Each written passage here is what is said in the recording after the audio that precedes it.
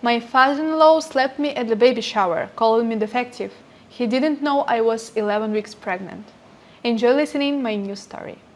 My father-in-law's open hand connected with the left side of my face in the middle of his own daughter's baby shower in front of 23 people, while I was holding a paper plate of pimento cheese sandwiches and carrying a baby he didn't know existed. 11 weeks. I was 11 weeks pregnant. Let me back up about 20 minutes because that's how fast a family falls apart. 20 minutes. Nolan and I pulled up to Shelby's house on Ridgewood Drive around 2 in the afternoon. It was a Saturday in late September, still warm enough that the front door was propped open with one of those decorative iron doorstops shaped like a rooster. I remember the rooster. I remember everything about that day with the kind of clarity your brain reserves for car accidents and funerals. Vernon was already on the back patio with a Budweiser in his hand, his third based on the empties lined up on the railing like little aluminum soldiers. Darlene was inside arranging a fruit platter with the focus of a woman defusing a bomb. Shelby, 7 months pregnant, glowing, exhausted, was opening gifts at the dining table, while Glenn, her husband, filmed on his phone. Normal. All of it looked normal. And if you'd never met Vernon Willis, you'd think this was just a nice family afternoon. Here's what you need to know about Vernon. He ran a construction supply warehouse in Clarksville for 31 years, and he managed his family the same way he managed that warehouse. Inventory check, chain of command, and God help you if something was out of place. Nolan spent his whole childhood learning one skill: how to make his father's temper somebody else's problem. He got good at it, too good. Now, Vernon and I have never been close, but things got worse 14 months before the shower. I had a miscarriage at 9 weeks, my first pregnancy. I was wrecked. Nolan was wrecked. And Vernon, this is the part that still makes my jaw tight. Vernon told Nolan in private that maybe I wasn't built for this. Those words, built for this. Like I was a piece of equipment that failed inspection. Nolan told me about it 6 months later during a fight about something else entirely. He let it slip like it was nothing. I filed it in the part of my brain where I keep things I'll never forget and never forgive. So when Vernon looked at me across Shelby's living room that afternoon, beer number 3, tilting in his hand, and said, loud enough for the aunts and the cousins and Shelby's neighbor with the deviled eggs to hear, "Still no kids, Jenny? Some women just aren't cut out for it, I guess." I didn't flinch.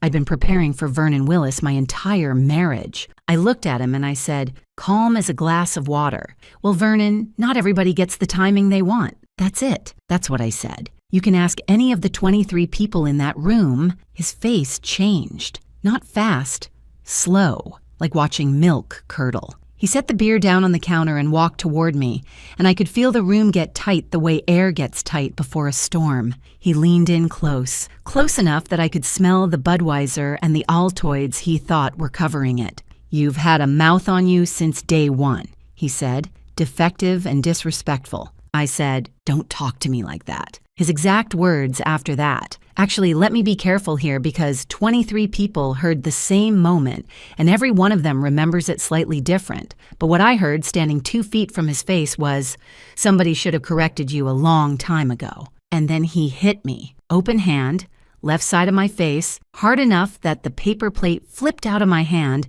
and pimento cheese landed on Shelby's carpet. Hard enough that my ear rang for 4 hours afterward. The room went dead silent. 23 people turned into statues. The only sound was the playlist Shelby had going on her Bluetooth speaker, some acoustic lullaby version of a Beatles song, which, if you think about it, is the most absurd soundtrack possible for watching your father-in-law assault you next to a diaper cake. Then the phones came out.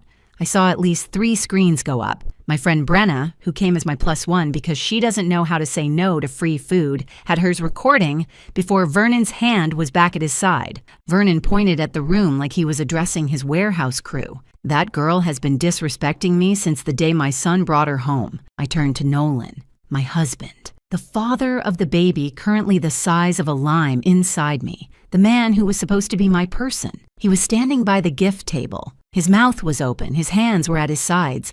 He didn't move, 23 adults in a room decorated with pink and blue streamers, a diaper cake on the counter, and my father-in-law just hit me next to the veggie tray. There is no Hallmark card for that. Before I get into what happened at the hospital, if this story already has your blood pressure up, you're my kind of people. Hit subscribe and tell me in the comments where you're watching from and what time it is there. I read every single one, and some of your time zones blow my mind. Okay, back to the worst Saturday of my life. Nolan drove me to Tenova Healthcare. I told him to. Not because I forgave him for standing there like a mannequin at a department store, but because I needed to get to a hospital and I didn't trust my hands on a steering wheel. The cramping started in the car, low and dull, like a fist pressing from the inside. Then the spotting, light but enough to make every cell in my body scream. 14 months earlier, this is exactly how it started. The same dull ache. The same pink stain, the same ice-cold terror that crawls up your spine and takes over your brain. Nolan was saying something. I don't even know what. Some version of, he didn't mean, and I cut him off so fast the words barely got air. Finish that sentence and I will walk to this hospital. He shut up. First smart thing he'd done all day. The ER at Tenova on a Saturday evening is its own kind of chaos. A kid with a broken arm, an older man coughing into a towel, a woman arguing with the intake nurse about her insurance card. They triaged me fast when I said the words 11 weeks pregnant and cramping. A nurse named Keela brought me a warm blanket and I almost cried harder about the blanket than about Vernon. That's where I was emotionally. A heated piece of cotton was the nicest thing that had happened to me in 6 hours. Dr. Anita Rowe came in around 7:30. Ultrasound, blood work, the words threatened miscarriage, which, if you've never heard them, sound exactly as terrifying as they are. She said the baby's heartbeat was still strong. She said strict rest, 48 hours minimum, follow up Monday. She said avoid stress. I almost laughed. Avoid stress. Ma'am, my father-in-law clocked me at a baby shower. Stress has my home address. Nolan sat in the green vinyl chair next to my bed. His phone buzzed every 3 minutes. Vernon, Darlene, Shelby, Vernon again. The man hit me and now he was blowing up my husband's phone like he was the one who'd been wronged. And then, here's the part that still sits in my chest like a stone. Nolan stepped into the hallway to take a call. The curtain was thin. Hospital curtains are basically decorative suggestions. I heard every word. Dad, calm down. She'll be fine. Not what you did was wrong. Not you hit my wife. Not I'm at the hospital because of you. She'll be fine. Like I was a minor inconvenience, a speed bump between Vernon's tantrum and the family getting back to normal. I stared at the ceiling. This has nothing to do with anything, but the ER had this painting of a sailboat above the intake desk. White sails, blue water, perfect little horizon line. I stared at that painting for 3 hours. I can still describe every brushstroke on that boat. Funny what your brain locks onto when the rest of your life is rearranging itself around you. Lying there, I started doing what every woman does when something terrible happens. I questioned myself.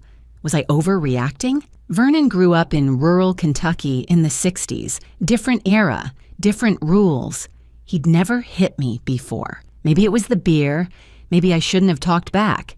Maybe if I'd just smiled and taken the insult like Darlene does, like Shelby does, like every woman in that family does, maybe none of this would have happened. That little voice lasted about 45 minutes. Then I remembered the sound my paper plate made hitting the carpet. I remembered the ringing in my ear. I remembered the word defective. And I remembered I was 11 weeks pregnant with a daughter. I didn't know she was a daughter yet, but I know now, so I'm telling you. And that man put his hands on me. Number one, I was not overreacting. At 10:47 p.m., Brenna texted me. I recorded the whole thing. 41 seconds. Clear as day, just say the word. I didn't answer yet, but I saved that text. Now I know what some of you are thinking. Why didn't you leave years ago? Why didn't you draw a line with Vernon the first time he opened his mouth? And honestly, I've asked myself that so many times I wore the question out, but you don't see the cage when you're inside it. You just think that's the shape of the world. Let me give you the tour. Vernon Willis controlled everything, and I don't mean he was old-fashioned or set in his ways. I mean he ran his family like a shift schedule. Thanksgiving was at his house, always. Christmas was at his house, always. Shelby got married at the venue Vernon picked. Nolan proposed to me with a ring Darlene helped choose because Vernon said he wanted input on the investment. The man called an engagement ring an investment. That should have been my first clue. Our wedding guest list? Vernon cut 11 people. My college roommate, 2 of my cousins, a coworker I'd known for 6 years. Too many people, the bill's getting out of hand. My parents were paying for the reception. Didn't matter. Vernon had opinions, and Vernon's opinions were law. But the real leash, the one that kept Nolan on a short chain for 3 years, was the $38,500. When Nolan and I bought our house on Pemberton Lane, we were short on the down payment. Vernon offered to help. No contract, no promissory note, just a cashier's check and a handshake and the words, "Family takes care of family." He filed it as a gift on his taxes. A gift. I know this because I do billing for a living, and I asked our accountant to verify it 11 months later when I started getting suspicious. It was a gift.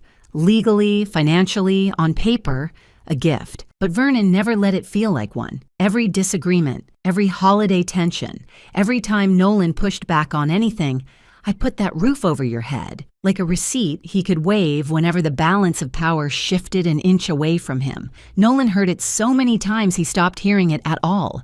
It just became background noise, the hum of the refrigerator, the sound of his father owning him. Then came the miscarriage, 14 months before the shower, 9 weeks along. I woke up on a Wednesday with cramps that felt different from the others, and by noon, it was over. I won't go into the details because they're mine, not yours, and because this story has enough pain in it already. What I will tell you is what Vernon did afterward. He told the family, not to our faces, never to our faces, that I was too stressed, that I worked too much, that some women's bodies just aren't made for it. He said this to Darlene, who told Shelby, who told Nolan's cousin Patrice, who told me at a cookout 3 months later while we were both pretending to care about a cornhole tournament. Nolan said nothing, not to Vernon, not to the family, not to me until it slipped out during an argument about something else entirely. 6 months of silence, 6 months of letting his father's words float around the family like secondhand smoke. That's the Vernon Willis system. He says something terrible. Nobody reacts. It becomes truth. So when Brenna sent me a text at 10:47 p.m. from the parking lot of Tenova Healthcare saying she had 41 seconds of video, 41 seconds of a 62-year-old man slapping a woman half his size next to a platter of cocktail shrimp, I felt something shift. But first, I got a phone call that almost broke me worse than Vernon's hand. Shelby called at 9 the next morning, Sunday. I was still on bed rest, still cramping lightly, still staring at the ceiling and talking to a baby the size of a lime. I picked up thinking she was calling to check on me. "Jenny, what did you say to Dad?" I sat up so fast I got dizzy. "Excuse me? He's never hit anyone. In 34 years, he's never hit anyone. You must have pushed him. What did you say?" Her father backhanded me at her own baby shower, and her first call was to ask what I did wrong. The math wasn't mathing. The math had left the building. I hung up. I didn't have the energy to argue. I didn't have the words. I just pressed the red button and set the phone face down on the nightstand and lay there, feeling more alone than I'd felt in my entire life. My husband was a ghost. My sister-in-law was blaming me. My mother-in-law hadn't called at all, and Vernon was out there somewhere, probably on his third Budweiser telling anyone who'd listen that his daughter-in-law had it coming. But I had 41 seconds of video, and I had Brenna. And somewhere in the mess of that Sunday morning, lying in a bed I didn't want to be in, carrying a baby I was terrified of losing, I made a decision. I was done being managed, I was done being quiet, and I was absolutely, completely done with Vernon Willis. Vernon Willis did not spend Sunday feeling sorry. Vernon Willis spent Sunday building his defense. By noon, he'd called Nolan's Uncle Ray in Murfreesboro, his cousin Donna in Springfield, and at least 2 of the women who'd been at the shower. His version went something like this. Jenny got mouthy. Jenny disrespected him in front of the whole family, and he reacted. Not hit, not slapped, reacted. Like his hand had a mind of its own, and he was just an innocent bystander to his own arm. He told Donna I'd been provoking him for years. He told Uncle Ray that I'd gotten in his face. He told Darlene, his own wife, who watched the whole thing from 6 feet away, that I'd lunged at him first. Darlene called me Sunday evening.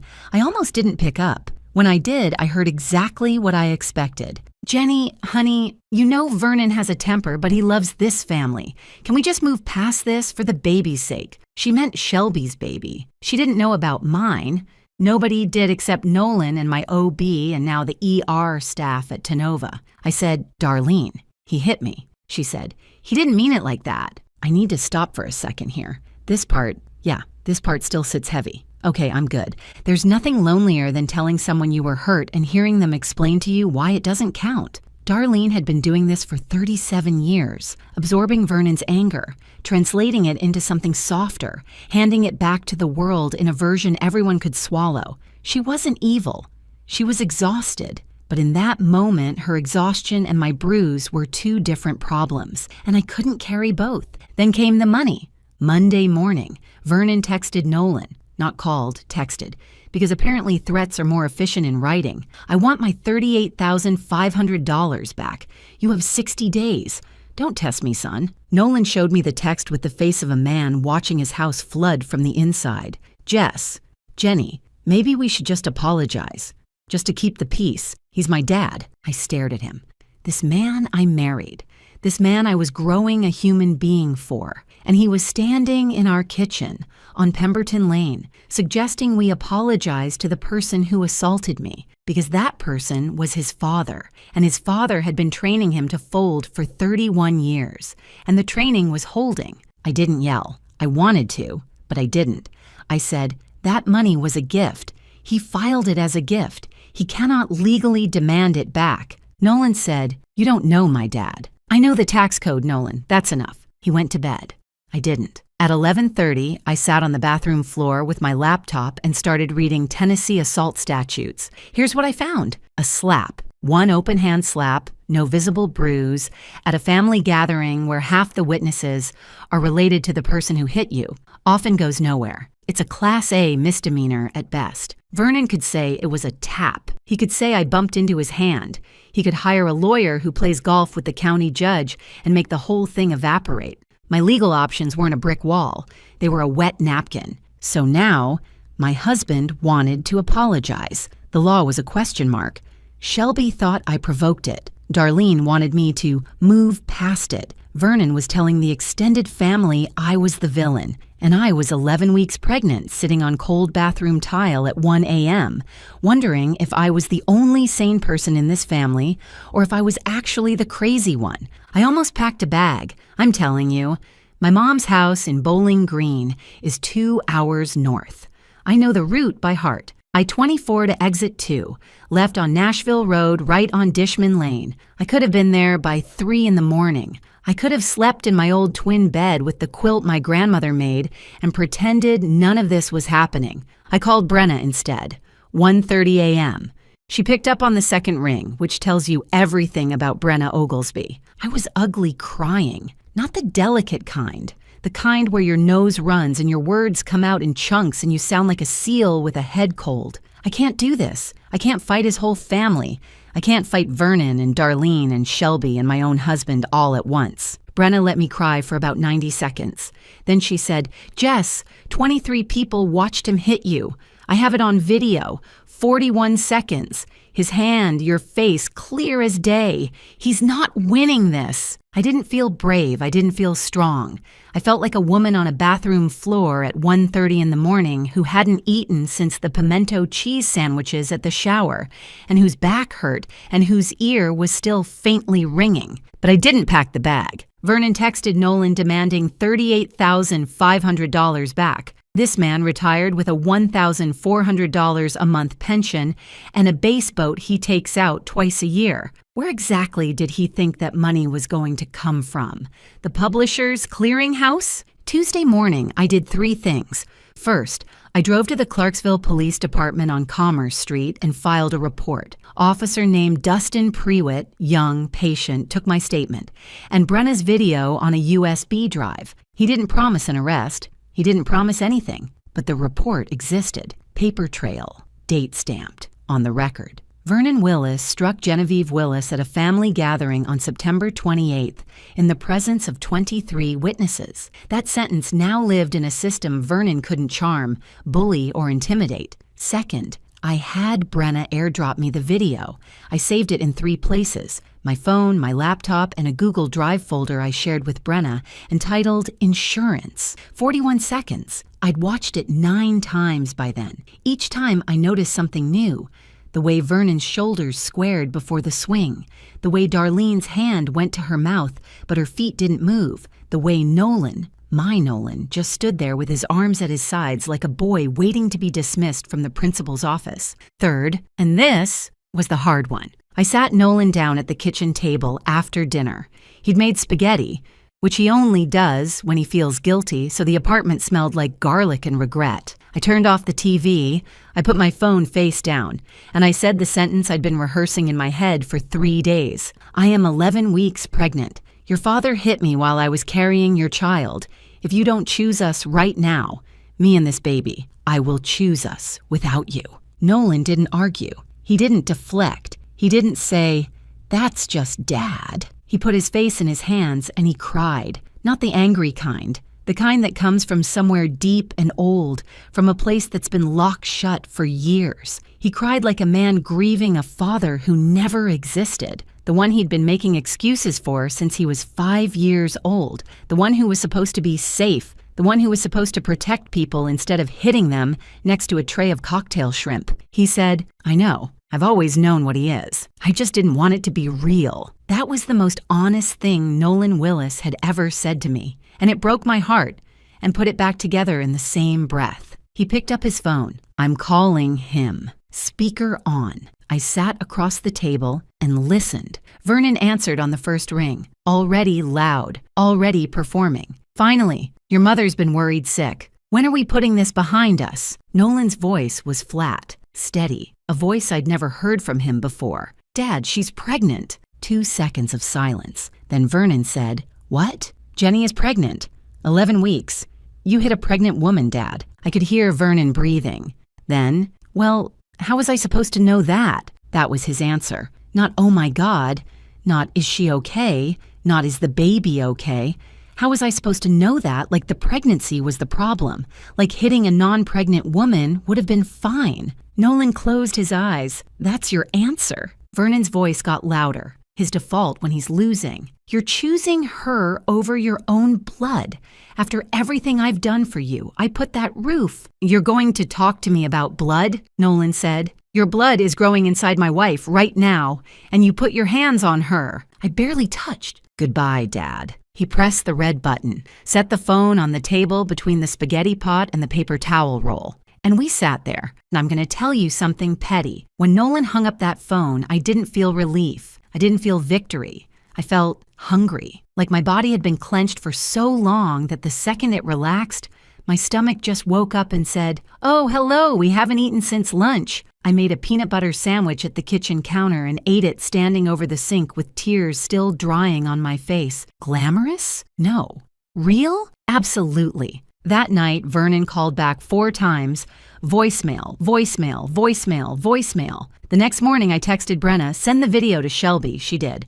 Shelby called me 40 minutes later, crying so hard I could barely understand her. I watched it 6 times. "Jenny, I'm sorry. I am so sorry. I saw his face before I'm sorry." I didn't say it's okay because it wasn't okay. I said, "Thank you for watching it." 2 days after that, Darlene called. Not Vernon's Darlene, a different version. Quieter, smaller. She didn't apologize because I think Darlene Willis has forgotten how to apologize for things that are Vernon's fault. But she said something I wasn't expecting. I should have said something a long time ago, not just Saturday, a long time before that. She didn't say more. She didn't need to. That sentence was probably the bravest thing Darlene had said in 37 years of marriage, and we both knew it. 6 weeks later, I was 17 weeks along. Ultrasound showed a healthy baby girl, measuring right on track, heartbeat strong, kicking like she had somewhere to be. Vernon had called Nolan 11 times in those 6 weeks.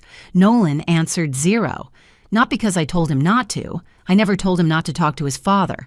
I told him to choose. He chose. The rest was his. Shelby came around, slowly the way trust rebuilds, not in one conversation, but in small, consistent acts. She apologized 3 separate times. The third time, I said, "Shelby, you can stop apologizing and start showing up." She brought a casserole dish the next day. Tuna noodle. Terrible recipe. Overcooked pasta. Way too much cream of mushroom. I ate 2 helpings. Darlene started coming to Sunday dinners at our house.